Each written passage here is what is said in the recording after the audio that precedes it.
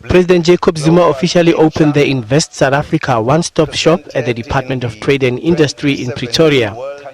The initiative is aimed at reducing red tape for local and foreign investors by providing them with everything they need under one roof.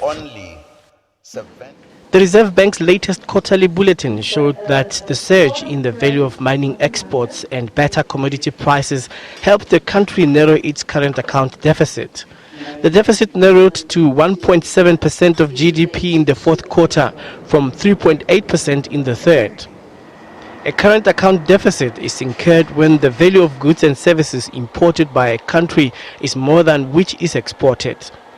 Government envisages to see more production and more exports so that the deficit can be narrowed.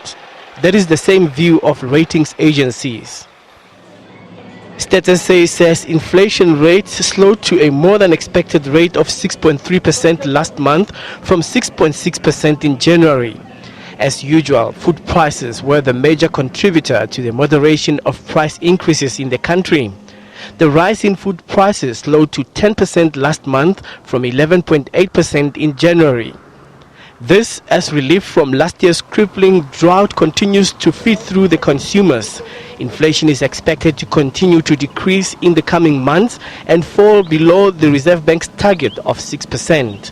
However, economists believe the Reserve Bank will decide to keep interest rates on hold at its MPC meeting next week. As the rating agency Standard & Poor's has affirmed its BB- global scale and BB+ national ratings, but the outlook remains negative. The power utility says it will address the concerns cited by the rating agency.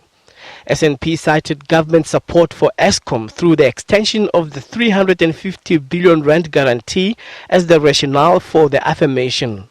It also highlighted the power utility's challenging regulatory environment and its potential risk on the company's liquidity and ability to service debt.